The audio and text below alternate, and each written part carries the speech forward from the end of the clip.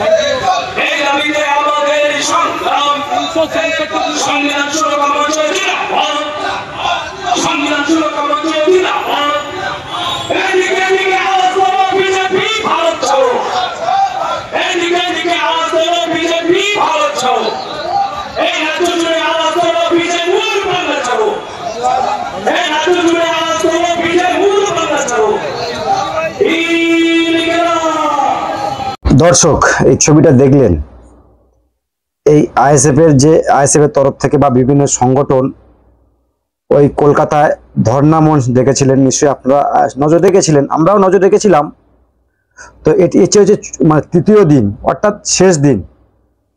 এই ধর্ণা মঞ্চটা শেষ দিন, ওই যেটা 29শে আগস্ট থেকে শুরু হয়েছিল, 29, 30, 31 আগস্ট পর্যন্ত এই ধর্ণা মঞ্চ শেষ হয়েছিল। তো এই ভিডিওটা দেখাচ্ছি, একটাই উদ্দেশ্য আমাদের, এই ভিডিওটার উদ্দেশ্য একটাই। এই ভিডিওর মধ্যে দেখতে পাচ্ছেন বিধায়ক নওশাদ সিদ্দিকী সাহেব কলকাতা পুলিশদেরকে ফুল দিয়ে সম্মাননা জানাচ্ছেন। কলকাতা পুলিশকে ফুল দিয়ে সম্মাননা জানাচ্ছেন কে? ভাঙড়ের বিধায়ক বা পীরজাদা নওশাদ সিদ্দিকী সাহেব, যেটা বলেন না কেন, তো তিনি ফুল দিয়ে সম্মাননা জানাচ্ছেন। কিন্তু ওর মানে এই ফুল দিয়ে সম্মাননা জানাচ্ছেন 31শে আগস্ট, ওর কিছুদিন আগে গেলে দেখতে পাবো। এই একটা ভিডিও দেখুন, এই যে ভিডিওটা দেখাবো আপনাদের, এই ভিডিওটা দেখুন।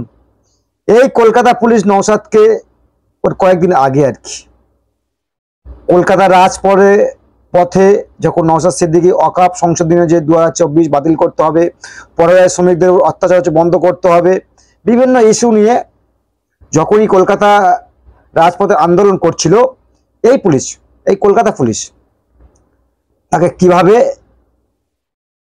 রীতিমতো টেনে টেনে নিয়ে যাচ্ছিল এবং তার জামা ছিঁড়ে দেওয়া হয়েছে, তার পেটে ঘুষি চালিয়েছে। কারা চালিয়েছে?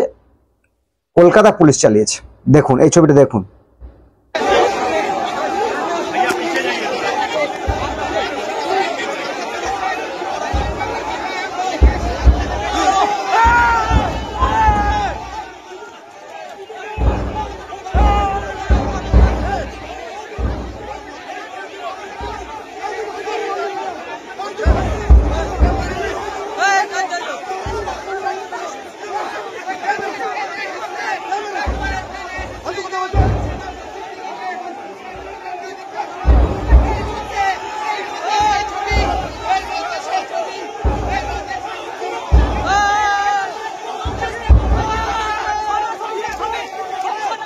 দেখেছেন এই ছবি কয়েকদিন আগে আর কি।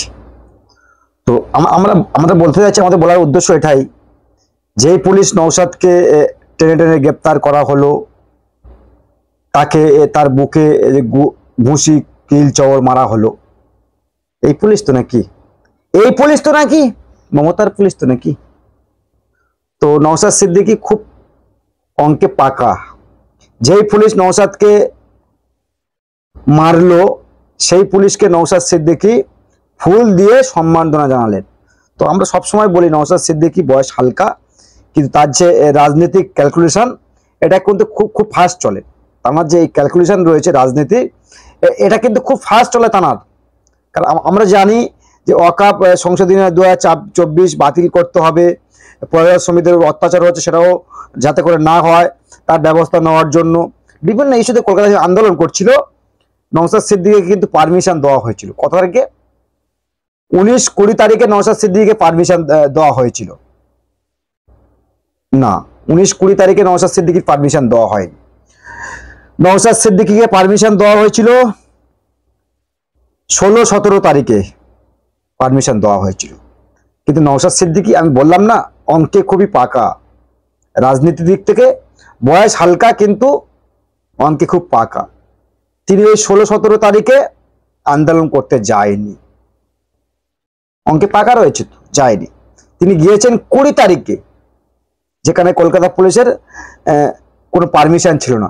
অ্যাকচুয়ালি নওশাদ সিদ্দিকীর কথা, তার ভাষা, তার বক্তব্য এটাই তুলে আনে, আসলে আন্দোলন করবো আমরা বাংলায়, আমাদের নতুন করে পারমিশন লাগবে? তার কথা কিন্তু যুক্তি রয়েছে, যুক্তি ছাড়া তিনি কথা বলেন না, তার কথা অনেক যুক্তি রয়েছে।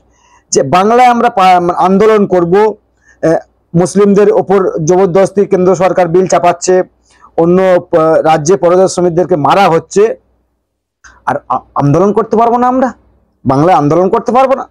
তার যে প্রশ্ন, খুবই ভালো প্রশ্ন, তার যে প্রশ্ন লাইন রয়েছে খুবই সুন্দর আর কি, তাই তারা কোনো প্রশ্ন দরকার নেই। তো আমরা বলছি যতবার এই নওশাদ সিদ্দিকীকে গ্রেপ্তার করা হবে ততবার কিন্তু এই নওশাদ সিদ্দিকী ক্যামেরার ফোকাসটা নিয়ে নেবে। তো যাতে করে রাজ্য সরকার যত তাড়াতাড়ি এর পিছু ছেড়ে দেবে, রাজ্য সরকারের ফায়দা হবে, এটা ব্যক্তিগতভাবে আমরা বলতে পারি। এই নওশাদকে যখনই আটকে দেবে, নওশাদ কিন্তু সেখানে বসে পড়বে, আর সেখানে বসে পড়লে সমস্ত মিডিয়া, ইলেকট্রনিক মিডিয়া, ইউটিউব থেকে শুরু করে তার দিকে ফোকাস থাকবে, কিন্তু গোটা বাংলার মানুষ ফোকাসটা নওশাদের দিকে রাখবে। তো এই জন্য আমরা বলছি রাজ্য সরকার নওশাদের পিছু ছেড়ে দিয়ে, নওশাদ এমনিতে তার মতো করে চলবে, কিন্তু রাজ্য সরকারও সেই রকম। দর্শক কি বলবেন কমেন্ট বক্সে কমেন্ট করবেন, আর চোখ রাখবেন আমাদের চ্যানেল।